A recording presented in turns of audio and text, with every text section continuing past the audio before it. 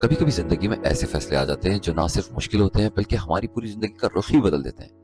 यही फैसले हमें आजमाते भी हैं और हमें निखारते भी हैं। अपने मुल्क, अपनी जबान, अपनी पहचान से दूर किसी भी देश में जाना यकीनन एक आसान फैसला नहीं है, लेकिन कहते हैं ना, अल्लाह पाक ने हमेशा हिजरत में बरकत और रहमत रखी है। नए ख्वाब, नई उम्मीदें, नई शुरुआत और फिर एक ऐसी मंजिल का फैसला करना जिसका नाम है स्वीडन। अमन, सुकून और खुशहाल जिंदगी की अलामत समझी जाती है, जहाँ फलाही निज़ाम मजबूत है और लोग ईमानदार हैं। मगर वेरी अनफॉर्चुनेट, हमें कोई ये नहीं बताता कि इस ख्वाब के पीछे कितनी हकीकत छुपी है। यहाँ सिस्टम कितना खूबसूरत लगता है उतना ही मुश्किल होता जा रहा है, स्पेशली नॉन यूज शहरी के लिए। जॉब्स, अकोमोडेशन, लैंग्वेज और सिस्टम की पेचीदगियां, ये सब कुछ आपके ख्वाब को हकीकत में बदलने के लिए बहुत बड़ा हौसला मांगता है। आज इस व्लॉग में मैं आपको दिखाऊंगा असल स्वीडन, जो ना सिर्फ खूबसूरत मनासिर और वेलफेयर की बातों से भरा बल्कि जद्दोजहद, इंतजार और सब्र की कहानी से भरा है। आइए इस व्लॉग के अंदर मैं आपको कुछ स्वीडन की हकीकत दिखाता हूँ। ये व्लॉग उन सब लोगों के लिए जो स्वीडन आना चाहते हैं या अपनी पहचान स्वीडन को बनाना चाहते हैं, क्योंकि हकीकत को जानना ख्वाब देखने से ज्यादा जरूरी है। तो आइए चले चलते हैं आपको रियलिटी ऑफ स्वीडन दिखाने।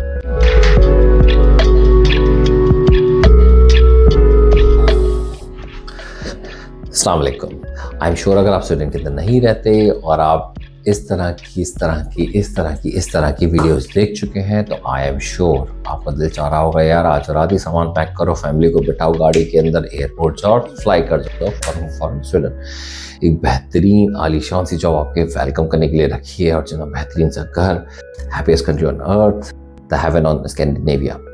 तो ये सारी बातें आपको एजेंट्स बताते हैं, कंसल्टेंट्स बताते हैं, पर वेरी अनफॉर्चुनेटली वो आपको रियलिटी ऑफ स्वीडन नहीं बताते, जो रीज़न है मेरी आज की वीडियो का।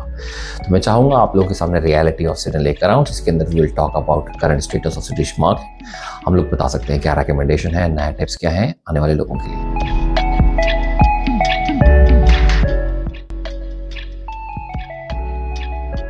मेरा नाम है हमाद अस्करी सैयद। मुझे स्वीडन में रहते हुए तकरीबन 7.5 साल हो चुके हैं। मैं यहीं का स्वीडिश नेशनल हूँ और मैं अच्छे से जानता हूँ लास्ट 7-8 साल के अंदर जितने ड्रामेटिकली तरीके से स्वीडिश मार्केट चेंज हुई है with regards of politically, economically, socially, और किस तरीके से ये अभी तक मार्केट एक थोड़ी सी स्कैटर्ड स्टेटस के अंदर है।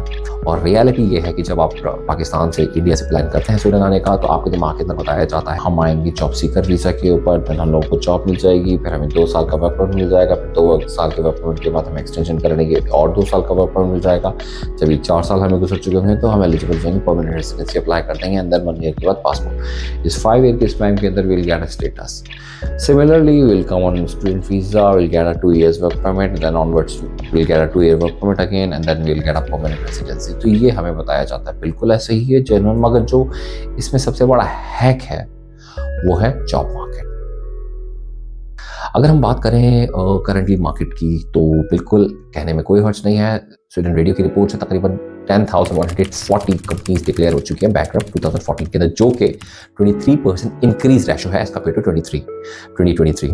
सो बैंकरप्सी के अंदर जो बेसिकली जो लॉस हुई है जॉब, वो तकरीबन 33,000 जॉब लॉस हुई है। सबसे बड़ा जो प्रॉब्लम है, थोड़ा सा इस बात को समझिएगा, ये सैलरी लास्ट ईयर 27,800 समथिंग थी, ये अब 29,680 है और ये नेक्स्ट ईयर 33,000 एक्सपेक्ट है, और उससे next year they will surely go ahead with 37,000। बहुत भी ऑप्टिमिस्टिक लेकर चले हैं कि आप जॉब सीकर वीजा के ऊपर आए या स्टूडेंट वीजा के ऊपर आए और आपको एक लकी जॉब मिलकर 29,680 क्रोन्स की और आपका वर्क परमिट लग भी गया।